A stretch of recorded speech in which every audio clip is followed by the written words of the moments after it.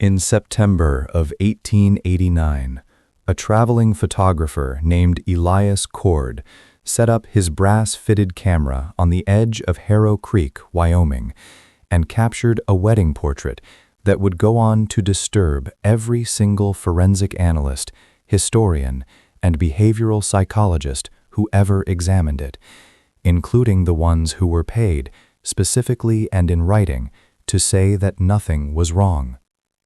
The image showed what appeared to be a frontier wedding, 14 people arranged in 2 rows, a bride in ivory wool, a groom in a borrowed suit, a preacher with his Bible open to a page no one ever identified, flowers cut from the wild brush of the high plains, children at the edges squinting into the autumn sun, a dog half blurred at the far left corner. Everything ordinary, everything accounted for, except for one thing that no one noticed for over a century. Not a journalist, not a historian, not the family descendants who hung a framed copy of that photograph in their Montana living room for 3 generations. The shadow. Not the shadows of the 14 people standing in the light, not the shadow of the preacher's raised hand, or the long, thin darkness stretching from the hitching post behind them. The other shadow, the one that falls across the lower right corner of the image at an angle that does not match any light source present in the photograph. A shadow with a shape, a shadow with a silhouette. The silhouette of a person who is not in the frame, who could not have been standing where the geometry of that shadow demands they must have stood, and who, according to forensic imaging analysis conducted at the University of New Mexico in 2004, was holding something in their right hand that the analyst described in her official written report, not as a tool, not as a weapon, but as, and this is a direct transcription, an object consistent with restraint. By the following March, 2 of the 14 people in that photograph were dead under circumstances that the Harrow Creek County Clerk recorded as natural, and then, inexplicably, sealed the records for 40 years. One person in that photograph had disappeared entirely, no death certificate, no forwarding address, no grave, and the town of Harrow Creek itself, which had appeared on Wyoming territorial maps as recently as 1887, was simply gone, not burned, not flooded, gone, as though someone had decided it was easier to erase a place than to explain what happened inside it. Before we uncover the disturbing truth behind this photograph, the shadow, and the people who spent a century making sure you never heard this story, subscribe, hit that bell, and drop your country or city in the comments below. I want to see exactly how far this reaches. The autumn of 1889 in Wyoming territory was not a season, it was a verdict. The high plains had been baking under a drought that had stretched mercilessly through 2 full summers, cracking the creek beds into pale geometric patterns that the Shoshone elders in the region recognized as a specific kind of warning. The grasses that should have stood waist-high along the Powder River Basin had shriveled to ankle height, brittle as old paper, and when the wind came down from the Bighorn Mountains in the evening, which it always did, cold and indifferent and smelling of iron, it moved through those grasses with a sound that settlers described in their diaries, repeatedly and with striking consistency, as something close to whispering. The sky in that part of Wyoming in September was enormous in a way that people from anywhere else found genuinely unsettling, not beautiful, not inspiring, but oppressive, as though the universe had leaned down a little too close and was studying you with no particular warmth. The nearest town of any consequence was Casper, 61 miles to the southeast, along a road that was, depending on the week, either barely passable or genuinely fatal. Harrow Creek was not on the way to anywhere. That was, in fact, the entire reason it existed. It had been established in 1881 by a loose coalition of homesteaders, failed prospectors, and one remarkably ambitious land broker named Silas Outen, who had purchased, through a series of transactions that later investigators would describe as creatively documented, approximately 12,000 acres of Wyoming territorial land, for a sum that worked out to roughly 4 cents per acre. Outen had founded Harrow Creek with the stated intention of building a way station community, a place where cattle drivers moving north toward the Montana ranges could rest, resupply, and conduct business. By 1889, it had grown to a permanent population of just under 200 souls, with a general store, a feed barn, a schoolhouse that doubled as a church on Sundays, a telegraph office that functioned perhaps 3 days out of every 7, and a saloon called the Meridian that functioned every day without exception, including Sundays, including the Sunday a man named Thomas Welch was found face down in the water trough outside it, and nobody could quite agree on whether he had fallen or been placed. This was the world into which the wedding photograph was taken, and to understand why that photograph matters, you need to understand exactly who controlled that world and how completely they controlled it. In 1889, Wyoming Territory was in the final trembling months before statehood, which it would achieve in July of 1890. That transitional period, that narrow window between territorial law and full state governance, was, for certain men in certain positions, a golden and unrepeatable opportunity. Territorial law was administered by federally appointed judges, who were, almost without exception, either absent, corrupt, or both. The nearest federal marshal with any real authority over the Harrow Creek region was based in Cheyenne, which was, practically speaking, another world entirely.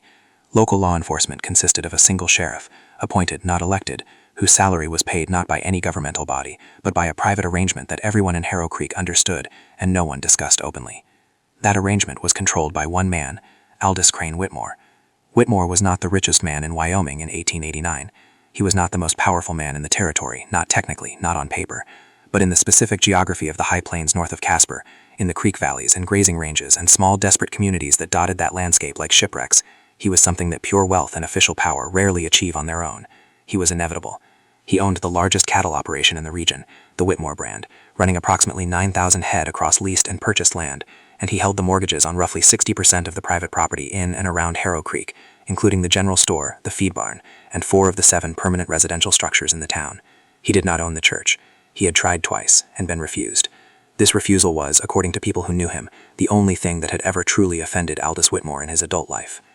What he could not own, he made dependent. What he could not make dependent, he made afraid. This was not cruelty for its own sake. Whitmore was not a simple man, and reducing him to a simple monster would be a disservice to the historical record and a dangerous underestimation of how men like him actually function. He maintained control through a system of interlocking obligations that was, in its own way, a kind of genius. He extended credit generously and called it in selectively. He employed men who had no other prospects and paid them just enough to prevent them from leaving. He attended every community gathering, every wedding, every funeral, every harvest celebration, and he was, by all surviving accounts, personally charming, physically imposing, and possessed of a memory for names and details that people found alternately flattering and deeply unnerving. The law was his because he paid for it. The land was his because he had taken it, legally or otherwise. The people were his because they owed him, and they owed him because they had no choice, and they had no choice because he had spent 8 years carefully and systematically eliminating every alternative. To understand what was truly unthinkable in Harrow Creek in 1889, you need to understand what passed for normal. In frontier Wyoming in the late 19th century, the social compact was built on 2 foundations that seem, from our current vantage point, almost incompatibly contradictory: an extreme, almost religious reverence for individual autonomy and self-determination on one hand, and a near-total social enforcement of conformity and hierarchy on the other. Men were supposed to be free. This was the entire mythology of the frontier, the reason half of them had come west in the first place, fleeing the rigid class structures of the East Coast or of Europe, chasing a version of America where a man's worth was determined by his labor and his character rather than his birth.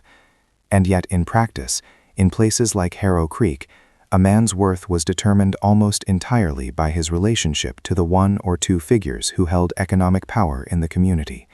Freedom was theoretical, debt was operational. Within this world, certain things were simply not done. You did not challenge a man like Whitmore in public. You did not default on his loans without consequence. You did not speak to the territorial authorities about the private arrangements of private men in private communities. These were not written rules. They didn't need to be. They were enforced not by law, but by the collective understanding that the consequences of violation were severe, permanent, and, this was the critical part, perfectly deniable. A barn fire was a barn fire, a drowning was a drowning. A family that packed up and left in the night had simply, as everyone agreed with carefully maintained eye contact, decided to seek opportunities elsewhere. What was truly unthinkable, what would have genuinely scandalized and terrified the population of Harrow Creek in ways that ordinary violence did not, was documentation, evidence, a record that could survive. In a world where everything depended on collective amnesia, the camera was a profoundly subversive object. Elias Kord, the photographer, understood this, even if he never wrote it down. There is a reason he kept the glass plate negative of that wedding photograph hidden inside a false-bottomed equipment case for the remaining 31 years of his life. There is a reason that when he died in 1920, his written instructions to his daughter were simply, keep the box, open nothing, say nothing. He knew what he had captured, he just didn't know yet what it meant. Elias Crane Whitmore was born in 1844 in Harrisburg, Pennsylvania, the third son of a moderately prosperous dry goods merchant named Carver Whitmore. His childhood was, by the standards of the time, unremarkable. Adequate food, adequate schooling, a father who was strict in the manner that men of that era and class considered not cruelty, but simple preparation for the world's indifference. There was one event, recorded in a letter from his older brother Franklin to a cousin in Ohio, that stands apart from the ordinary inventory of a mid-century Pennsylvania childhood. When Aldous was 11 years old, his father's business was ruined, not by mismanagement, not by any failure of his own, but by a competitor who had bribed a city contracts official to reroute municipal supply orders away from Whitmore's store. The family lost the business, then the house, then the social position that, in a town like Harrisburg in 1855, was the only thing that actually mattered. Aldous watched his father, a man he had been raised to regard as an authority on the nature of the world, reduced within 14 months from merchant to laborer, from laborer to dependent, from dependent to, and this is Franklin's word, invisible. He never forgot it. More specifically, he never forgave the mechanism of it. Not the competitor. The competitor was simply doing what competitors do. What he never forgave was the system that allowed it, the world in which one man's position could be so thoroughly destroyed by another man's access to leverage. He decided, at 11 years old, in the particular way that 11-year-olds make decisions that turn out to be permanent, that he would never be the man without leverage, he would always be the man who held it. He came west in 1871, at 27, with $400, a rifle, and a copy of Wyoming territorial land statutes that he had read so thoroughly the spine had separated from the pages. He worked as a cattle hand for 2 seasons, learning everything that could be learned about the land and the men on it. Then he began buying. Small parcels first, then larger ones, always at the edges of other men's financial difficulty, always at prices that were, technically, fair enough that no one could object, low enough that the man selling understood exactly what the transaction meant about his position relative to Aldous Whitmore's. By 1881, he had enough land and enough leverage to found Harrow Creek on his own terms. By 1885, he had enough control over those terms that the founding itself was almost beside the point. The one event that made him truly monstrous, the event that crossed the line between ruthless and something else, something that doesn't have a clean name, occurred in the winter of 1887. A homesteader named Prentice Dole, who had borrowed heavily from Whitmore to survive the previous year's drought, attempted to renegotiate his loan terms at a community meeting in the schoolhouse. He stood up in front of 40 people and made a reasoned, quiet, entirely legitimate argument that the interest terms he had been given were, under any fair reading, designed to ensure that he could never repay the principal. He was right. Everyone in the room knew he was right. Whitmore sat and listened to the entire speech with a small, attentive smile. Prentice Dole's barn burned down 6 days later. His 2 draft horses died in the fire. Without the horses, he could not work the land. Without working the land, he could not service the debt.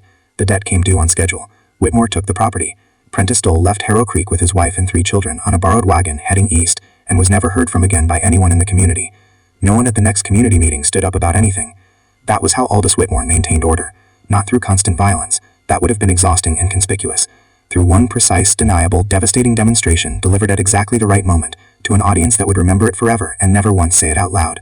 He was 55 years old in the September of 1889 when Elias Kord set up his camera at the edge of Harrow Creek and captured, in silver and shadow, something that Whitmore had spent 8 years making certain could never be proven. Her name was Nora Sylvie Crane, and the first thing anyone noticed about her, the thing that people in Harrow Creek mentioned when they described her, the thing that appears in 3 separate diary entries and 1 letter preserved in the Wyoming State Archives, was her hands. Not her face, which was angular and severe in the way that hard country makes faces, weathered beyond her 31 years into something that suggested endurance rather than beauty. Not her height, which was considerable for a woman of that era, nearly 5'8", enough that she met most men in Harrow Creek at eye level, and the shorter ones slightly above it. Her hands. Specifically, the way she held them. Slightly away from her body, fingers loosely open, as though she was perpetually prepared to either catch something or release it, and had not yet decided which. A school teacher in Cheyenne who had known her briefly as a girl wrote to a colleague years later that Nora Crane's hands looked like they belonged to someone who had learned very young that the world required constant readiness and had simply never unlearned it. That detail, the open hands slightly away from the body, is visible in the 1889 wedding photograph. She is standing in the second row, third from the left, and even in the faded silver grain of a 130-year-old image, you can see it. The hands, open, ready. Nora had been born in 1858 in a homesteading settlement outside of Laramie to a father named Gideon Crane, who had come west from Ohio with genuine idealism and a genuine inability to manage money, and a mother named Patience, who had come west from Ohio because Gideon had, and who had spent the subsequent 20 years demonstrating through sheer functional competence that the settlement would not have survived a single winter without her. Nora was the middle of 5 children, which meant she occupied that particular social position, too old to be indulged, too young to be consulted, that produces in certain temperaments either profound resentment or profound self-reliance. In Nora it produced both, layered so completely together that she herself could rarely distinguish one from the other. She had learned to read from her mother, who considered literacy non-negotiable regardless of what the frontier considered practical for women. She had learned to shoot from her father, who was a poor shot himself but understood the principle sufficiently to pass it along. She had learned land law, genuinely learned it, not the simplified version that women of her era were expected to absorb as a kind of domestic trivia, from a circuit lawyer named Hargrove, who had wintered with the family in 1871 and paid for his lodging and legal education, seemingly without realizing that the most attentive student in the household was the 13-year-old girl who sat in the corner pretending to mend a shirt. The wound that shaped Nora Crane was not a single event. It was a process, and it was slow, and it was the particular kind of damage that leaves no visible mark because it operates entirely within the boundaries of what a society considers normal. When Nora was 22, she married a man named Caleb Marsh, a rancher from the Laramie Valley who was steady and decent, and entirely outmatched by the economic machinery that Aldous Whitmore was at that precise moment beginning to extend northward from his Harrow Creek base. The Marsh Ranch was one of the first properties in the region to accept Whitmore credit. It was one of the first to find that credit impossible to repay. Caleb Marsh was not a weak man. He worked with a consistency and physical dedication that Nora described in the single journal she kept during those years as almost devotional, as though labor itself was a form of prayer that the universe was obligated to answer. The universe did not answer. The debt compounded. In the spring of 1886, Caleb Marsh rode out to the north pasture to check on a fence line that had been reported broken, and did not come back. They found his horse 2 days later. They never found him.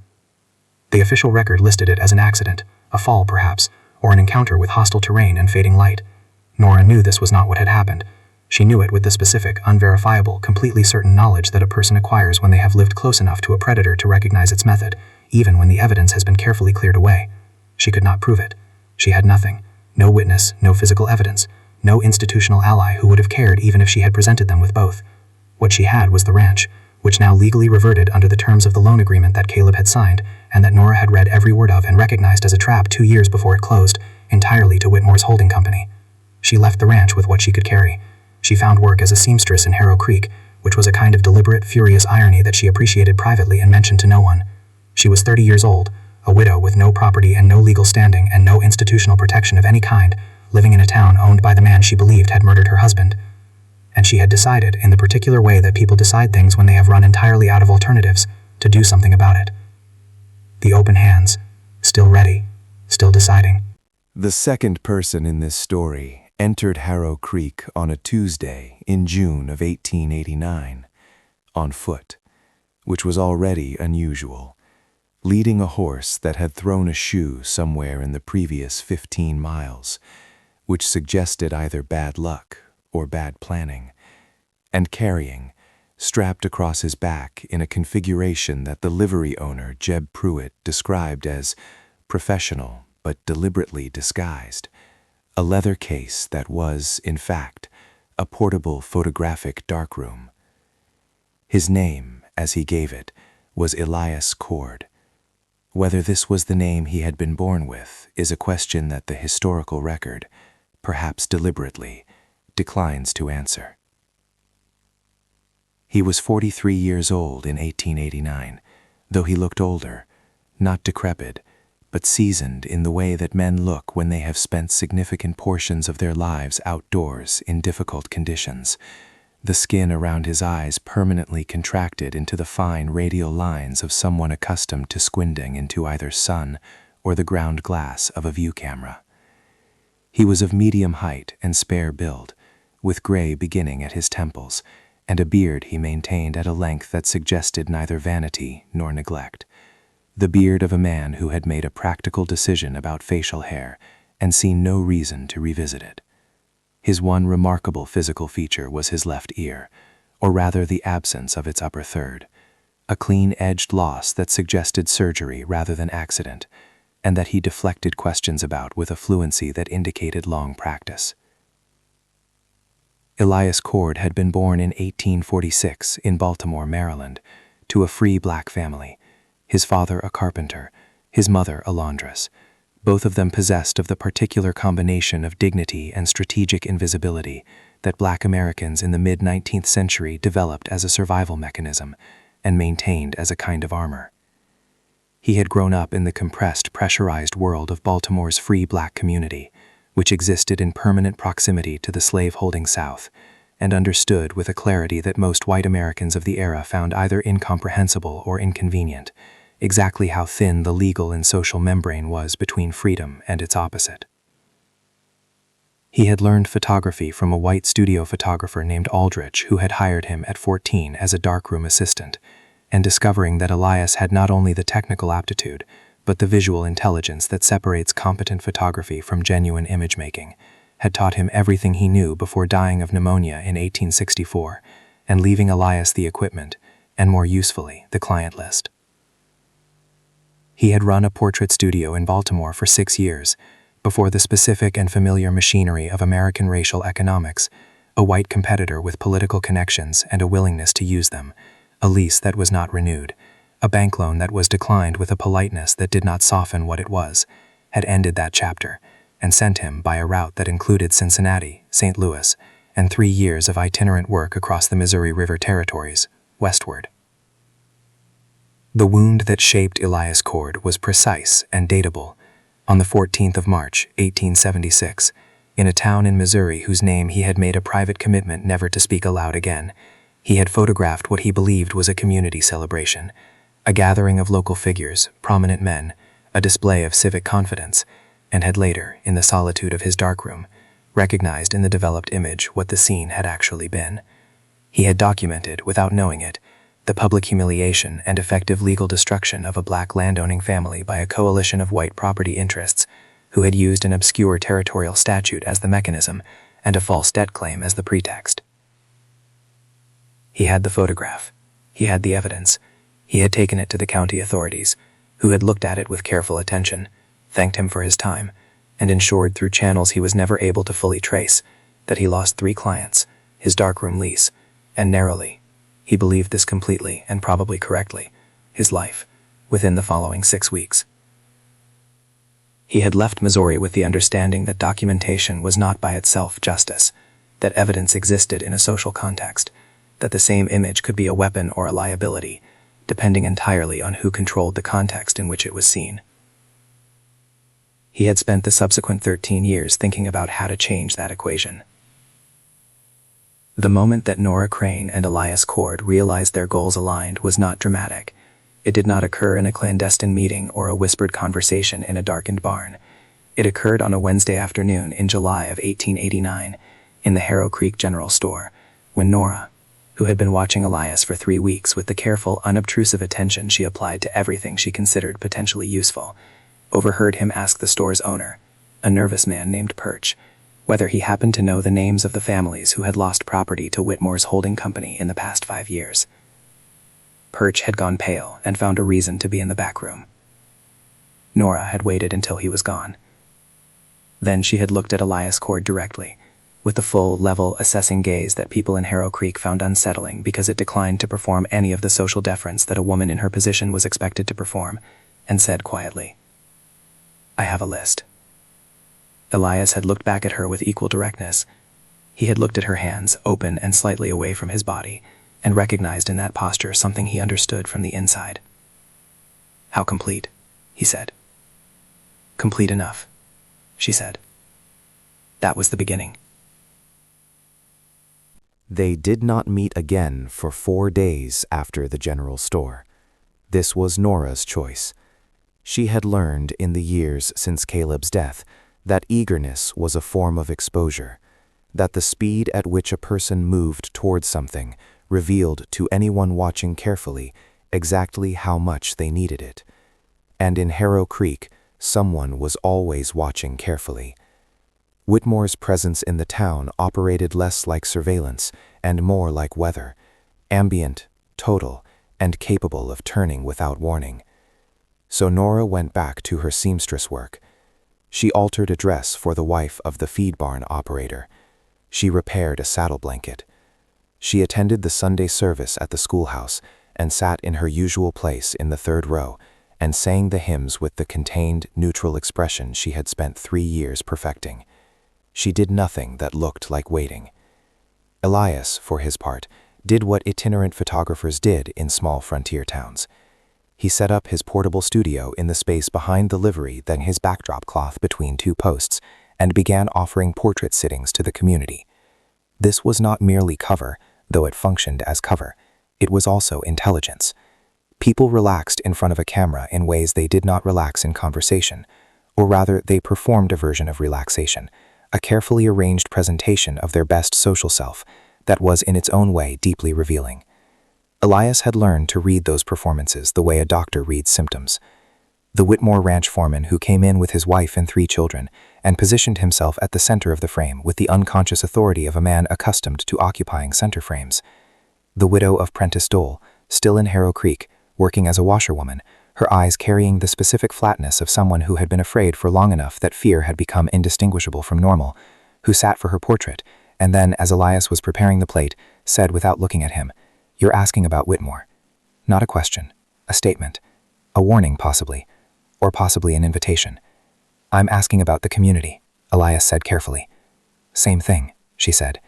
He developed that portrait with particular attention. In it, Margaret Dole sat with her hands folded in her lap, and her gaze directed precisely at the camera lens, and her expression was one that Elias, in the privacy of his darkroom, described in his journal as the face of someone who had decided to be a witness and had not yet found anyone worthy of their testimony. He filed that observation and waited. The first real meeting happened on a Thursday evening, at the edge of the creek that gave the town its name, which had the practical advantage of being both visible enough that 2 people standing there were not behaving suspiciously.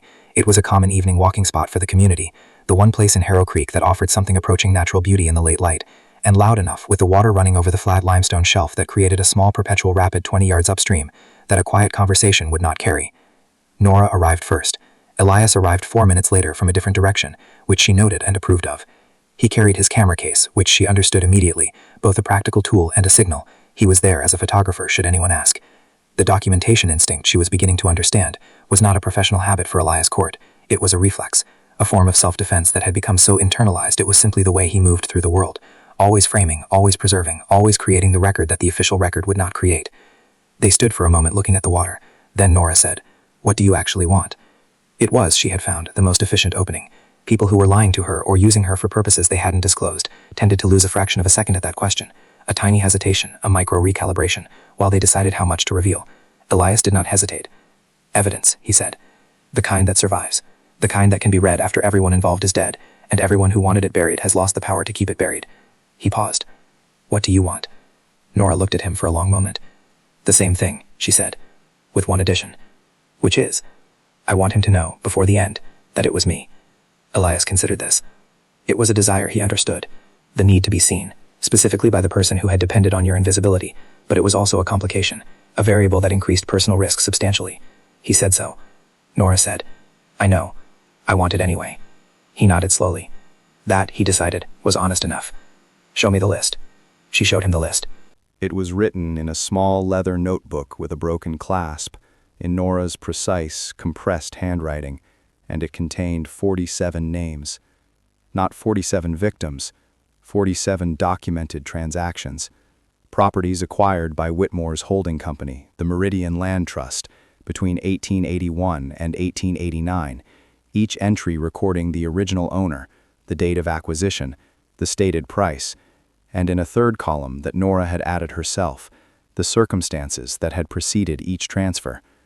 Barn fire, debt called, husband missing, crops failed underlined twice, which was her notation for fires she suspected had been deliberate. Legal challenge withdrawn, family left, livestock died. 47 entries, in 8 years, in a community of 200 people. Elias read through it twice without speaking. Then he said, "Where did you get the transaction records?" "The telegraph office," Nora said. "The operator, a man named Fitch, is afraid of Whitmore in the ordinary way, the way everyone here is afraid of him. But he has a daughter with a lung condition, and 2 years ago he needed medical money, and the only person in Harrow Creek who would extend him credit without going through Whitmore's holding company was me." She paused. "I am a very good seamstress. I have savings. I do not charge interest." Elias looked at her. "You built a source." "I built a friend," she said, with a precision that made clear she understood both what she had done and what it cost, "who happens to have access to every wire communication that moves through this town." The trust did not arrive all at once.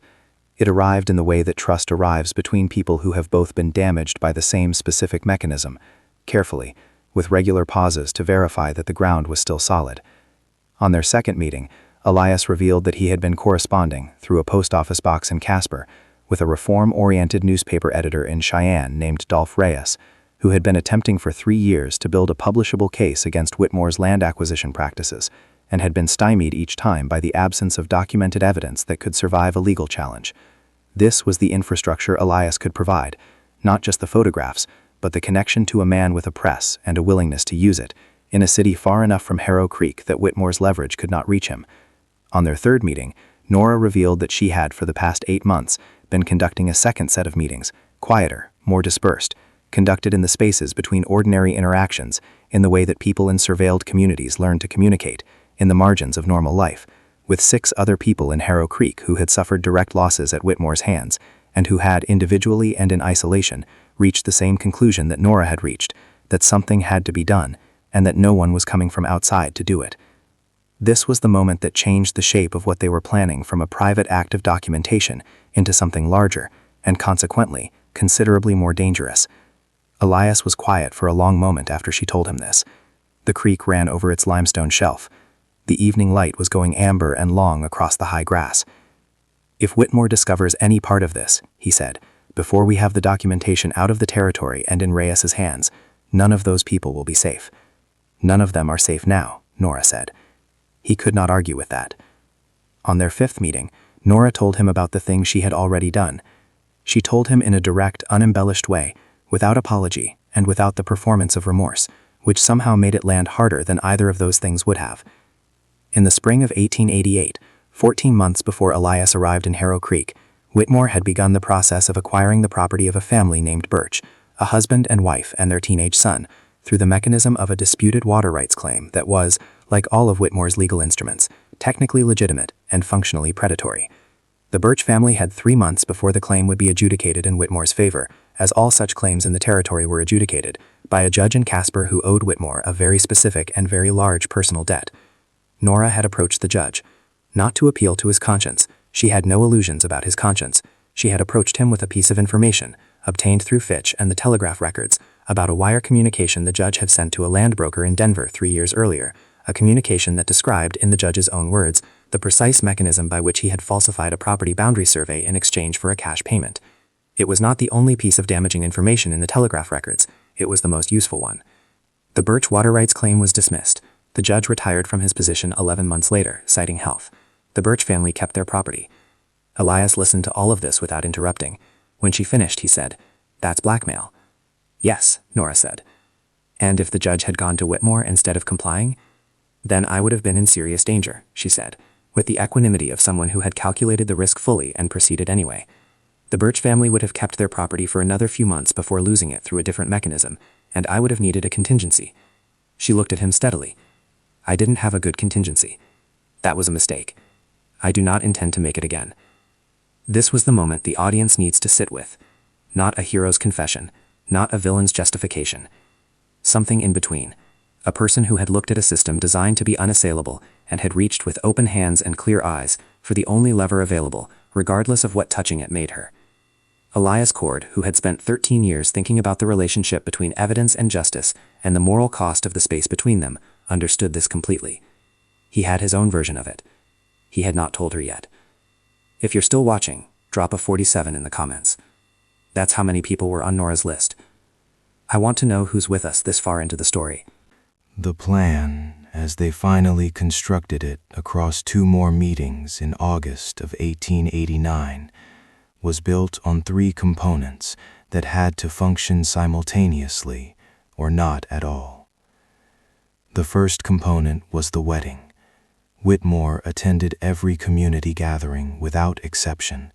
This was his practice, his method of demonstrating presence and control. And a wedding was the one social event at which even a man of his wariness might be expected to relax fractionally, to occupy himself with the performance of benevolent community patriarch that he maintained in public, and to remain in one place, in reasonable light, for an extended period.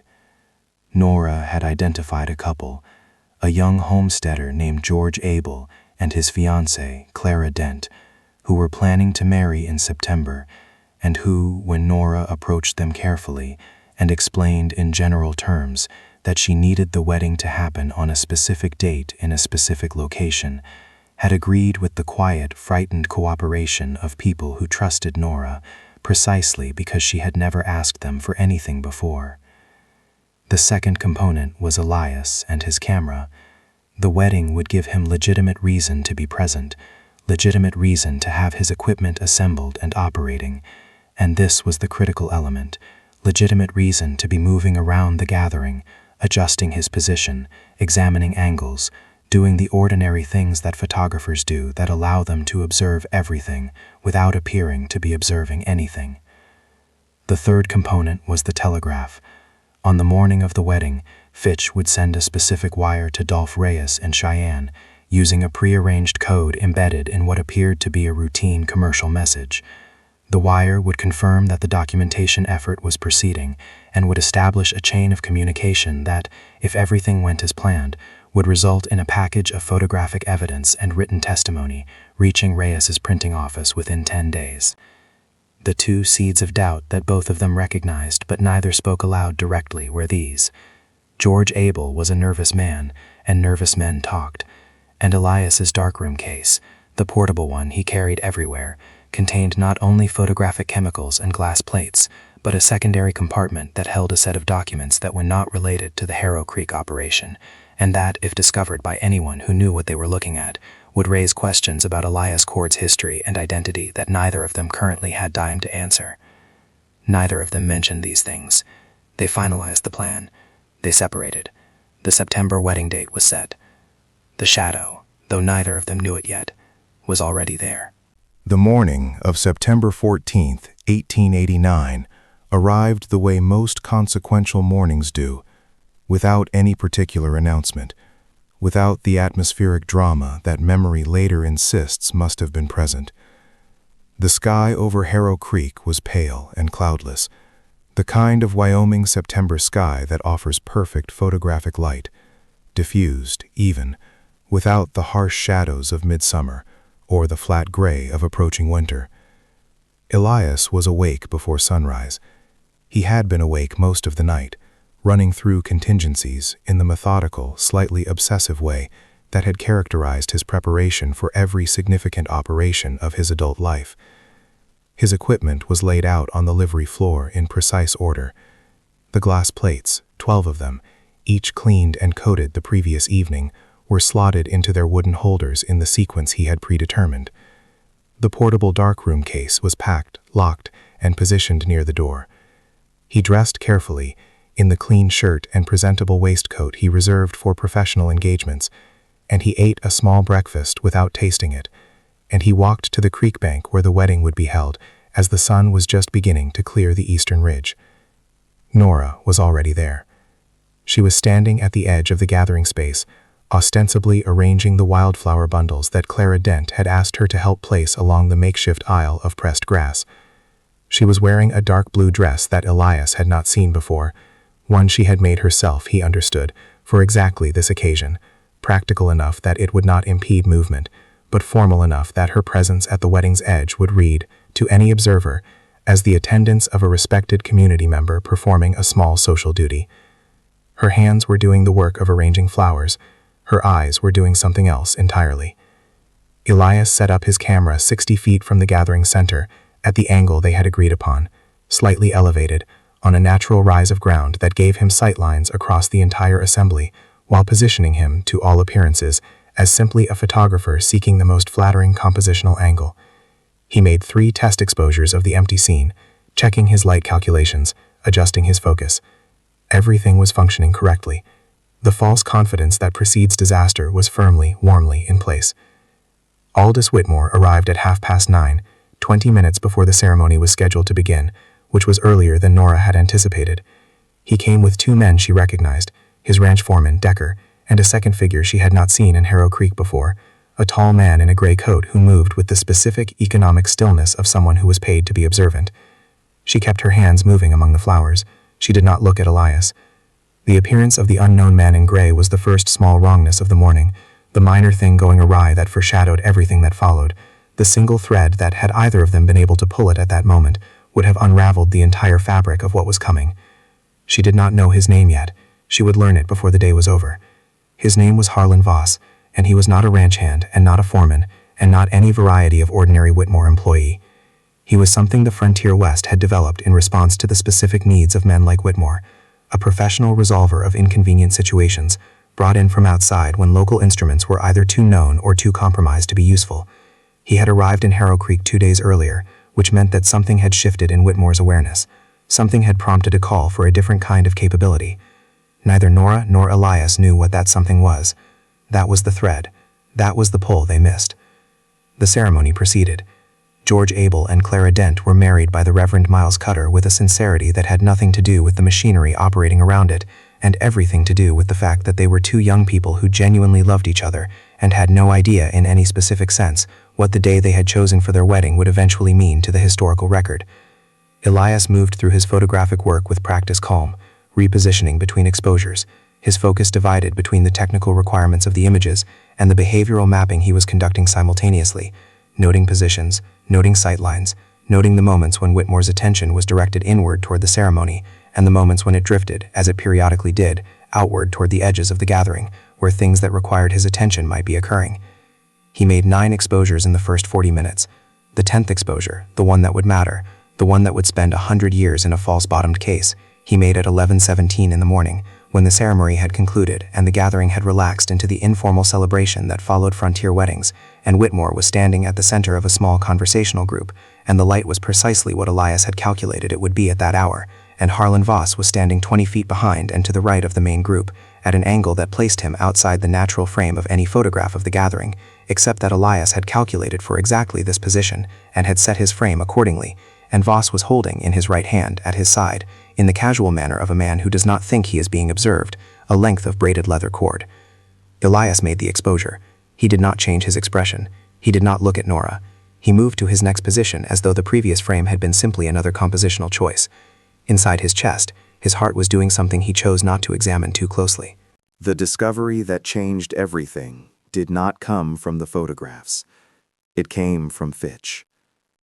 At approximately noon, while the wedding celebration was still in progress and Elias was making his final exposures of the gathering, Fitch appeared at the edge of the creek bank, with the expression of a man carrying something he desperately did not want to be carrying. He could not approach Elias directly. That would have been visible, and visible was the one thing none of them could afford. Instead, he moved to where Nora was standing, and he stood beside her for approximately 90 seconds, in the posture of casual conversation, and then he left, and Nora stood for a moment, with her hands very still among the remaining flowers, and then she resumed their movement, but differently.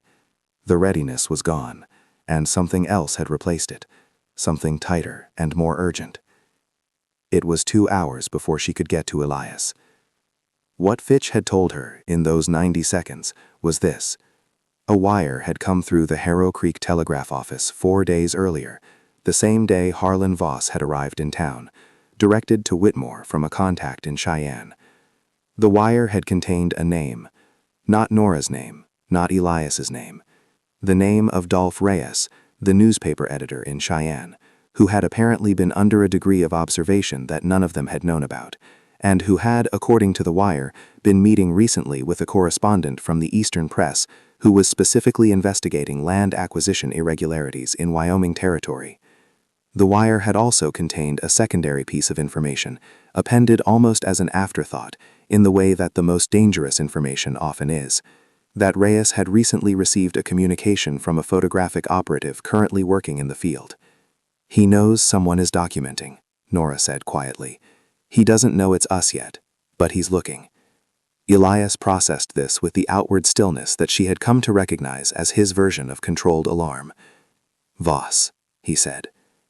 "Voss is here to find the operative before anything reaches Reyes's press." The stakes had doubled without changing shape. The plan was still executable, barely, and with a narrowed margin that neither of them found comfortable. But the secondary revelation, the thing beneath the thing, was the one that genuinely altered the architecture of what they were facing.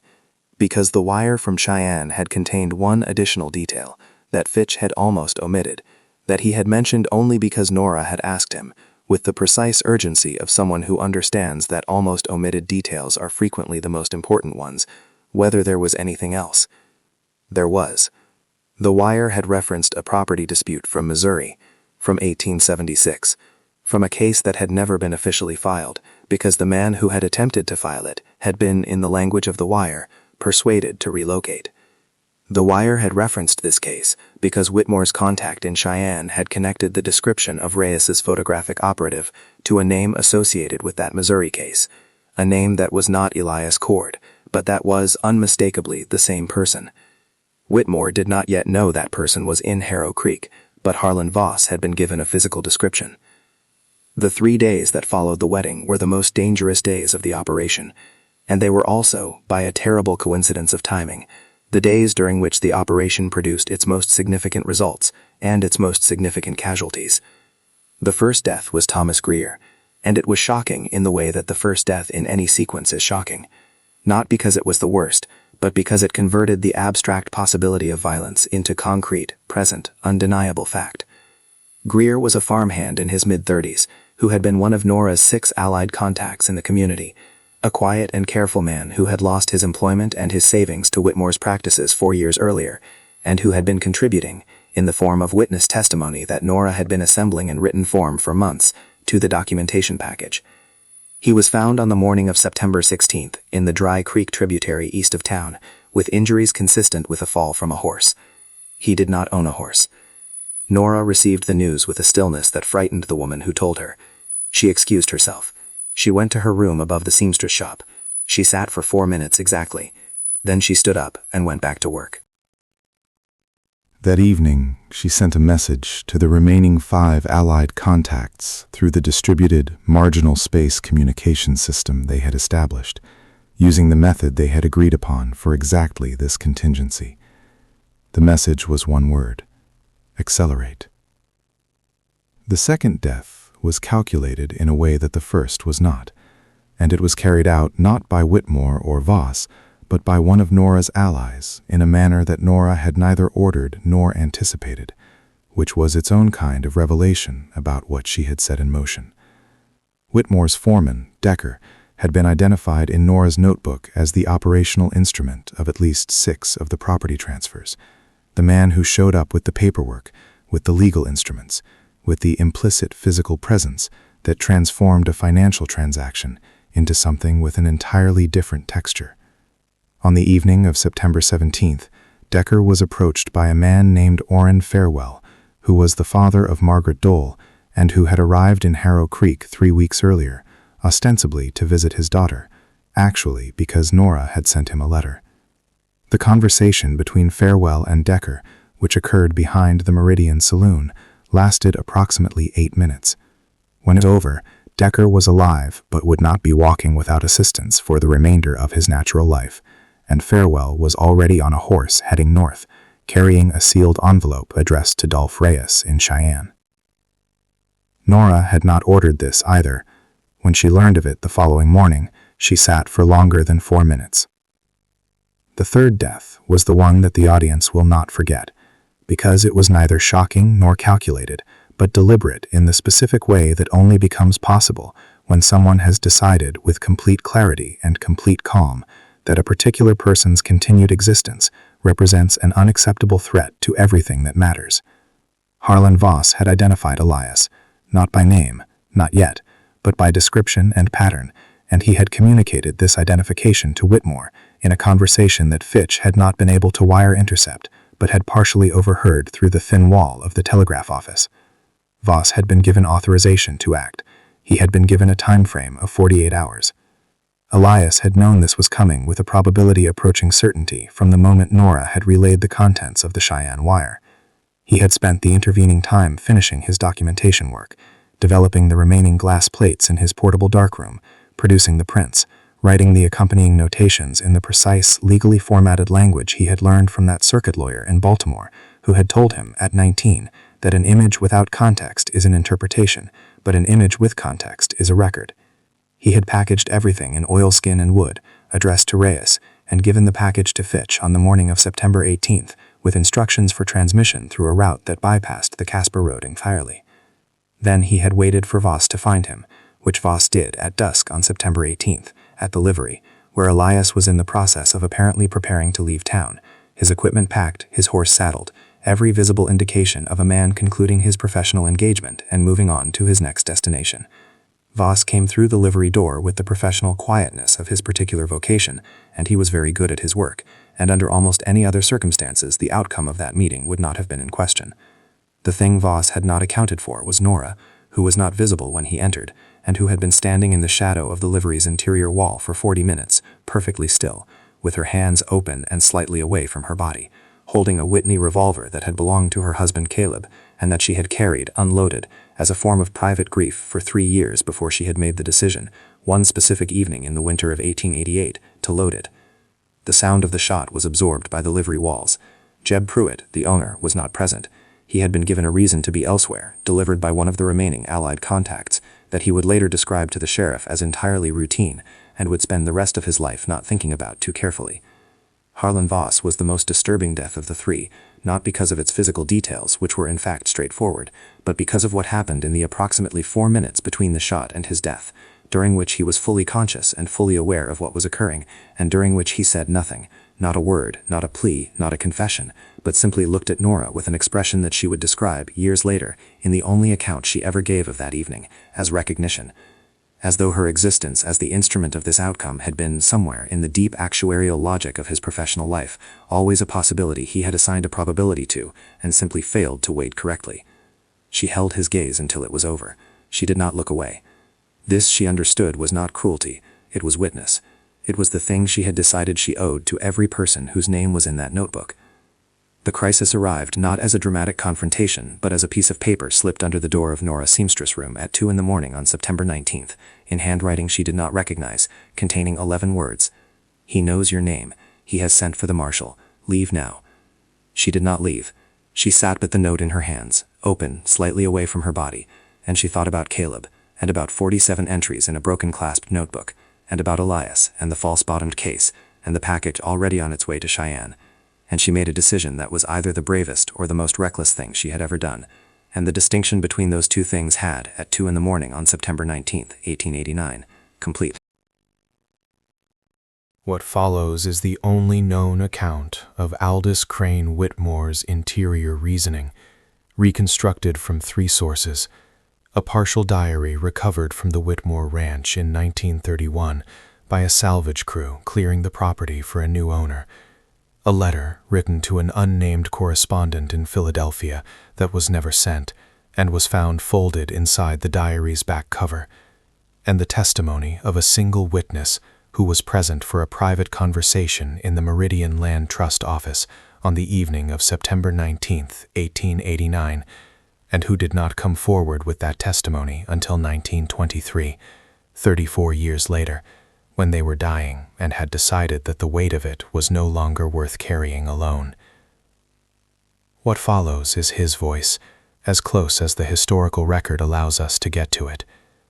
Listen carefully. This is what men like this sound like from the inside. You want to understand what I did. Everyone always wants to understand, as though understanding is the same thing as justifying, as though if I explain myself clearly enough, you'll find the thread that connects my choices to something recognizable in your own experience, and then you'll know what to do with me. I'll save you the effort. The thread is there. It has always been there. You just don't want to follow it to where it goes. What you call greed, I call clarity. I understood something at 11 years old that most people spend their entire lives refusing to understand. That the world is not organized around fairness. It is organized around leverage. Every system ever built by human beings, every law, every church, every market, every social arrangement that presents itself as natural or God-given or simply the way things are, is a leverage system. Someone holds it. Someone is held by it. The only question that has ever mattered is which one you intend to be. I came to Wyoming with $400 and a reading of the territorial land statutes, and I built something. Not from nothing. I am not interested in that mythology, the self-made man who conjured his empire from pure will and virtue. I built it from the materials that were available, other men's failures, other men's desperation, other men's inability or unwillingness to see the system clearly enough to operate it in their own favor. If Prentice Stoll had read the loan agreement as carefully as I wrote it, he would not have signed it. If Caleb Marsh had understood leverage the way I understood leverage, he would not have borrowed from me in the first place. I did not create their vulnerability. I found it, the way water finds the crack in stone, and I did what water does. The barn. You want me to address the barn. Everyone always wants me to address the barn, as though that single event is the hinge on which my entire moral character swings. Here is what I will tell you about the barn. I gave the order. I gave it without hesitation and without remorse, and I would give it again, because the alternative, allowing a public challenge to go unanswered, allowing one man's quiet speech in a schoolhouse to establish that the terms of my arrangements were negotiable, that I could be moved by reasoned argument in front of witnesses, the alternative was the end of everything I had built. Not eventually, immediately.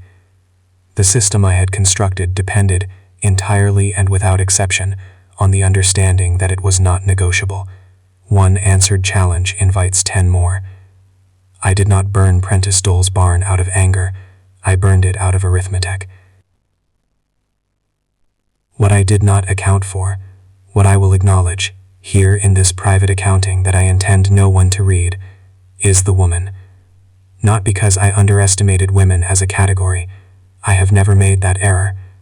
I underestimated this specific woman, because I made the mistake of reading her grief as incapacity. Caleb Marsh's widow. I watched her arrive in Harrow Creek after the property transfer, and I assessed her. The seamstress work, the careful social positioning, the controlled expression at community gatherings, and I read it as survival, as the reasonable, limited, self-protective accommodation that people in her position make when they understand their situation clearly and accept its terms. I did not read it as preparation. That was my error.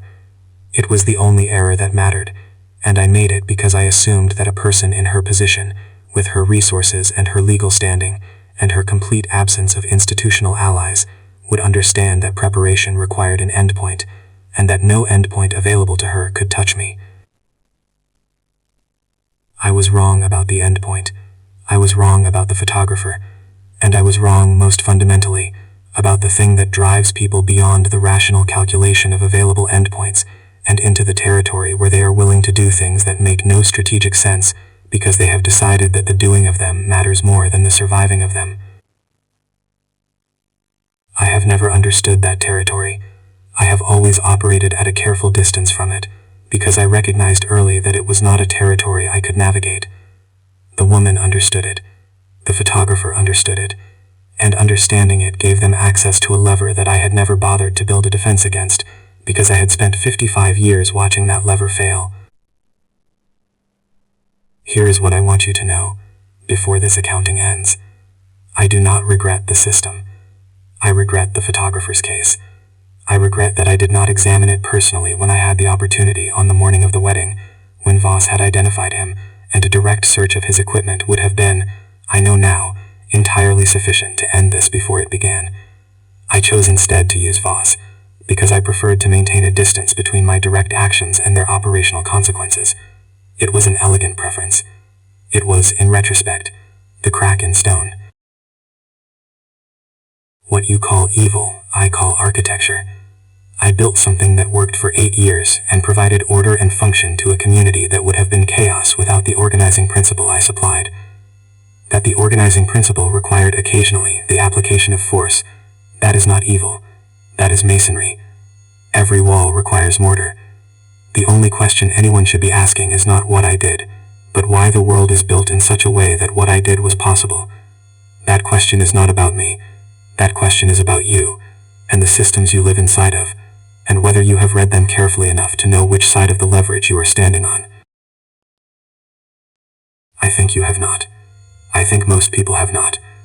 And I think that is why stories like mine keep happening, and will keep happening, and the only thing that changes is the names. She had not left.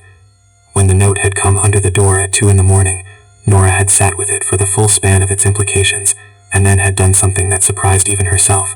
She had gone to find Whitmore. Not to flee him, not to hide from him, to find him, directly and deliberately, in the way that you find someone when you have decided that the space between you has become untenable, and that reducing it, on your own terms, is preferable to waiting for him to reduce it on his. She found him in the Meridian Land Trust office at 3 a.m, which was where Fitch had told her Whitmore went when he could not sleep, which happened with increasing frequency in his later years, the sleeplessness of a man whose interior arithmetic never fully quieted. He was at his desk, alone. Decker was incapacitated. Voss was dead. The ranch hands were at the ranch 4 miles out, reading through a set of documents by lamplight with the focused attention of a man who has decided that work is the appropriate response to crisis. He looked up when she opened the door. He did not reach for anything. He looked at her with the assessing, unhurried gaze of a man who is recalculating, and she could see the recalculation happening, the rapid internal revision of his model of her, the grudging upward adjustment of what she represented as a variable. He said nothing. She set the notebook on his desk, the broken clasp notebook, with its 47 entries, opened to the first page. I have a copy, she said. Elias Kord has a copy. Dolph Reyes and Cheyenne has a copy, delivered 2 days ago by a route you cannot intercept. The marshal you sent for is 2 days out. By the time he arrives, there will be nothing here that serves your interests, and everything here that serves the historical record. She paused. I want you to understand that this is over. I want you to understand it specifically and completely, because I promised myself, 3 years ago, that you would know before the end that it was me. Whitmore looked at her for a long time. Then he looked at the notebook. He turned 3 pages with the slow deliberateness of a man refusing to perform alarm, reading her precise, compressed handwriting with the same attentive focus he had brought to the documents on his desk. When he looked up again, his expression had not changed in any dramatic way, but something behind it had, some foundational assumption, some load-bearing belief about the structure of his world had shifted fractionally, and the shift was visible, and Nora saw it, and she held it in her memory as a form of payment. Caleb Larsh, she said. He held her gaze without flinching, without confirming, without denying. The confirmation was in the steadiness itself, in the absence of the confusion or indignation that an innocent man would have produced. He simply looked at her, and allowed her to see, for one unguarded moment, that she was right, and that he had never, in 3 years, considered her a threat sufficient to warrant particular attention, and that this miscalculation was the thing that had undone 8 years of architecture. "You should have left when I gave you the note," he said finally. "There was no note from you," Nora said. "There was a note from someone who wanted me to survive this. You didn't send it." She watched his face. "You weren't going to let me leave anyway." A long pause. The lamp between them. The 47 names on the desk. "No," he said. The single syllable with no performance around it. No justification. No architecture.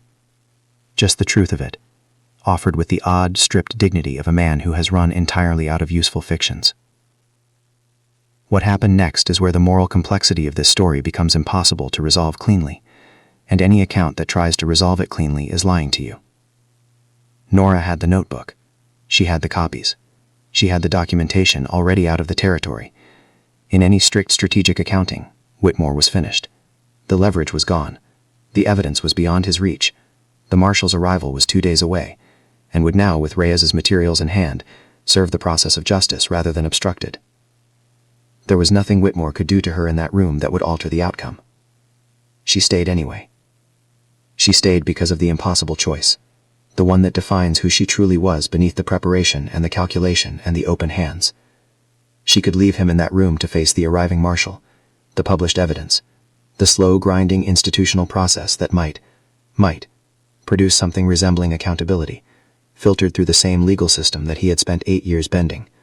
Or she could take the Whitney revolver from the fold of her dark blue dress, where it had been since she loaded it in the winter of 1888, and close the distance between Caleb Marsh's death and its consequence in the most direct way available to her, in a room at 3 a.m, where no one would know, where the story would end with a single clean period, rather than the long, uncertain, corruptible ellipsis of institutional justice.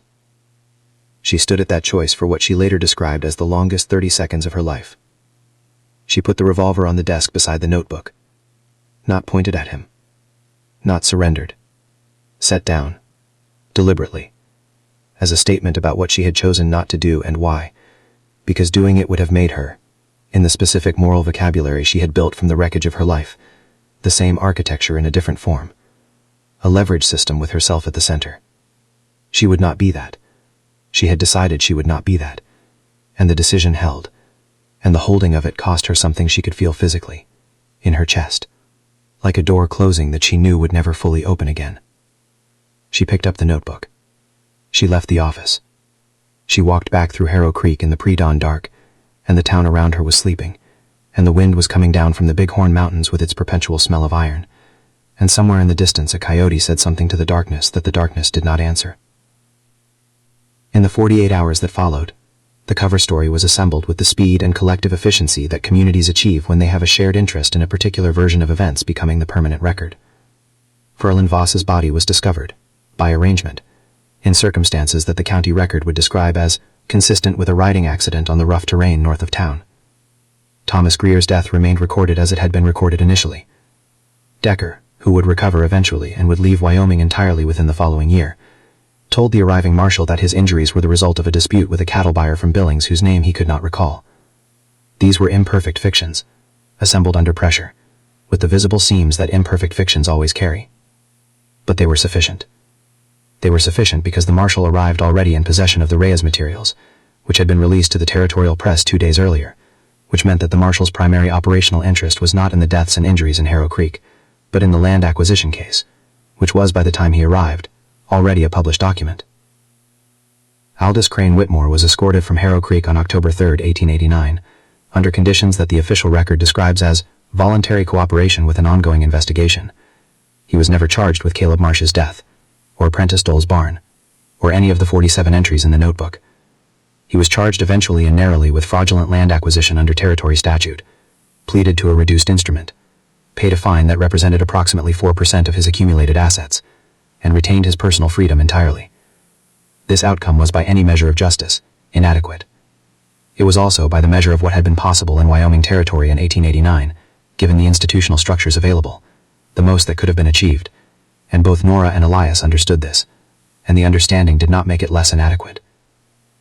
The silence was sworn in the only way that it can be sworn in a community, not with ceremony or explicit agreement, but with the collective, continuous, daily choice of everyone present to simply not say the thing, and then to not say it again, and again, until not saying it became indistinguishable from not knowing it, and not knowing it became, across one generation and then another, simply the past.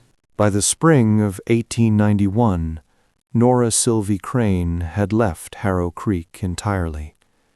She went to Cheyenne first, where she spent 8 months working with Dolph Reyes on the expanded publication of the Whitmore documentation, a series of articles in the Wyoming Territorial Gazette that ran across 4 consecutive issues and that produced, in legal and legislative circles, a degree of attention that eventually contributed to a reform of territorial land acquisition statutes in 1893, a reform that the legislation's sponsors described in their public statements without once mentioning the names of the people whose work had made it possible.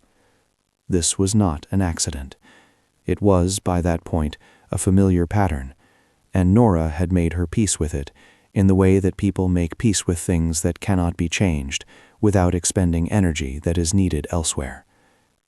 In 1893, she moved to Denver, where she established a legal aid practice, not as a lawyer, which she could not be under the laws of that era, but as a document preparer and case researcher for a reform attorney named Hadassah Vance, who had built her practice specifically around land rights disputes affecting women and minorities. The 2 women worked together for 11 years. In that time, they contributed to the resolution of 63 cases. Nora's name appears in none of the official records of those cases. It appears in Hadassah Vance's private diary repeatedly, always with the same annotation beside it, indispensable. By 1904, Nora's hands had developed the tremor of early-onset arthritis.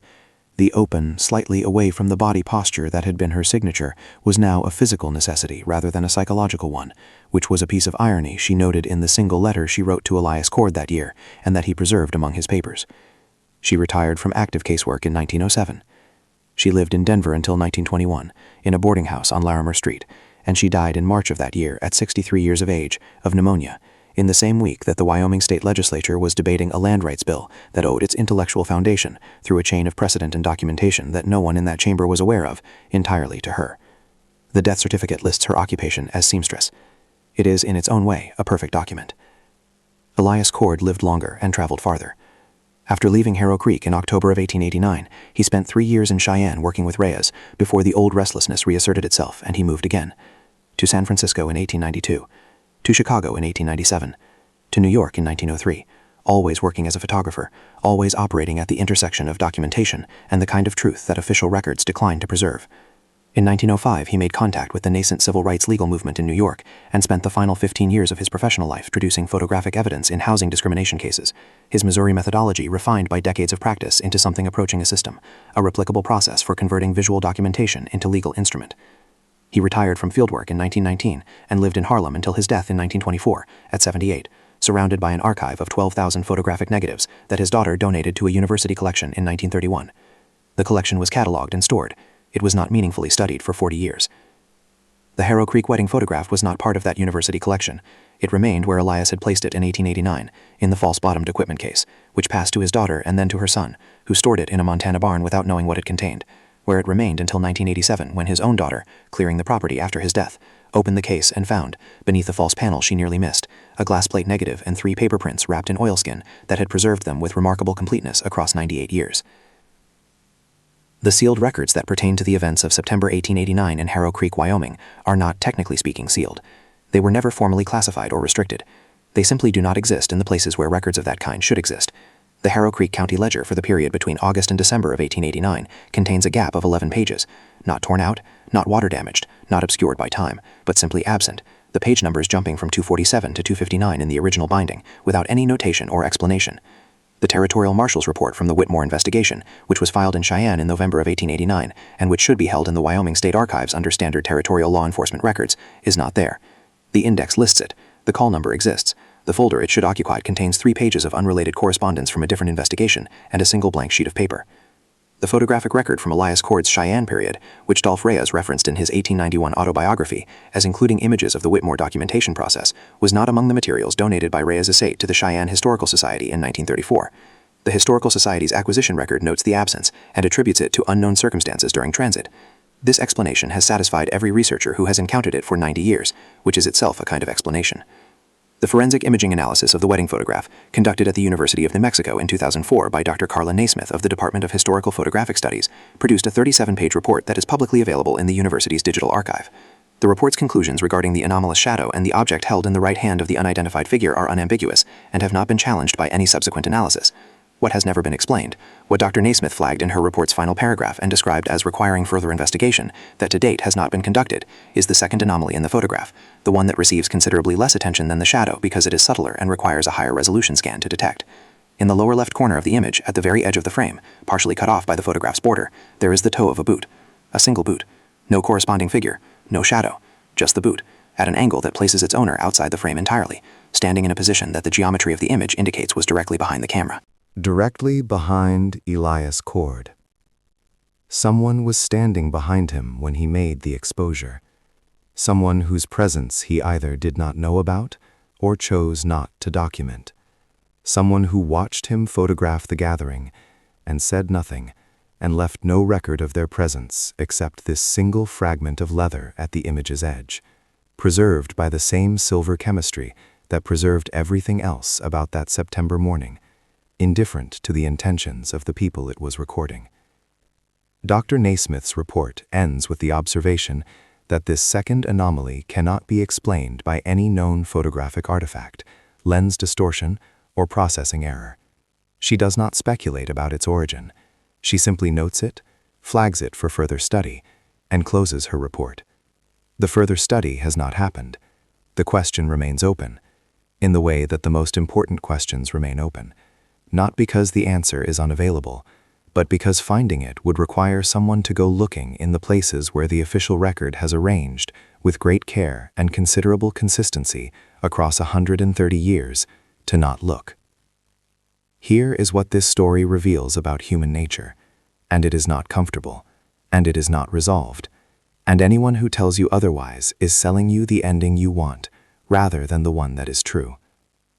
Power does not require violence to sustain itself. It requires the collective agreement to accept the explanation that violence provides. What Aldous Whitmore built in Harrow Creek was not a tyranny held in place by force. The force was rare, selective, and precisely calibrated to be deniable. What he built was a community of people who had decided, individually and together, that the cost of not accepting his explanations was higher than the cost of accepting them. Prentice Dole's barn burned. Everyone accepted the explanation. Caleb Marsh disappeared. Everyone accepted the explanation. Not because they were stupid or cowardly or indifferent to justice, but because they were in debt and their children were hungry, and the system that surrounded them had been designed, with genuine intelligence and long-term thinking, to ensure that the cost of resistance was always precisely one increment higher than the cost of compliance. This is not a story about 1889. This is a story about the architecture of leverage, which has no expiration date. The specific instruments change. The mortgage becomes the employment contract. The territorial statute becomes the terms of service. The barn fire becomes the audit. But the structure is the same, and the structure works the same way, and the only thing that has ever disrupted it is the thing that disrupted it in Harrow Creek. Two people who had both already lost everything they were afraid of losing, who found each other in the margin between what was possible and what was allowed, and who decided that documentation was a form of resistance, even when it could not guarantee justice. What this means for us today is this: the shadow in the photograph was not an accident. The boot at the edge of the frame was not an accident. Nothing about that image is accidental. Every element of it, the 14 people arranged in their rows, the light, the shadow, the unidentified figure, the fragment of leather at the margin, is the result of choices made by people operating under conditions of extreme constraint, trying to leave something behind that would survive them. Elias Kord set his frame deliberately. He knew what he was including. He knew what the image would mean if anyone ever looked at it carefully enough, which he also knew might not happen in his lifetime or Nora's, or anyone they would ever meet. He made the exposure anyway. He made it because he understood, in the bone-deep way that people understand things when the understanding has been purchased at genuine cost, that the record matters even when the record has no immediate audience, that the truth, documented and preserved and placed somewhere it can be found, has a patience that the people who want it buried do not. The unanswered question that haunts this story, that will haunt it for as long as the photograph exists, is not about the shadow, or the boot, or the 11 missing pages in the county ledger. The unanswered question is this: who sent the note? The 11 words under Nora's door at 2 in the morning. He knows your name. He has sent for the marshal. Leave now. She did not leave. She survived anyway. But the note came from someone inside Whitmore's circle, or close enough to it to know what he knew and when he knew it, who made a choice in the middle of the night to slip 11 words under a door and then disappear back into the silence. Someone who could not act directly, but could act at the margin. Someone like everyone, in every time and every place, who knows that something is wrong and cannot say it out loud, but finds in the specific private geography of their own conscience one small thing they can do. We do not know who they were. We may never know. That is the shadow that the photograph cannot capture, and the record cannot preserve, and the archive cannot hold. The shadow of the person who saw what was happening and chose, at cost and in secret and without recognition, to do the one small thing available to them. That shadow is the most important one in the image, and it belongs to all of us. If this story stayed with you, if it made you think, made you uncomfortable, or made you angry, then it did its job. Because that discomfort is not a mistake. That discomfort is the feeling of a system being recognized, and recognition is always the first step. Drop a comment below with this question.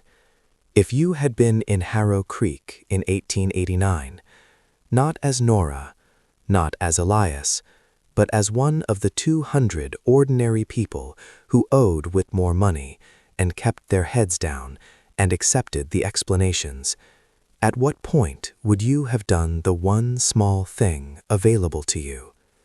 Where is your line? I genuinely want to know, because I think most of us have never been asked to find it, and I think we should be. If you found this channel for the first time today, subscribe now, because every story we tell here is one they tried to bury. We bring them back. That is the only thing we do, and we are not finished.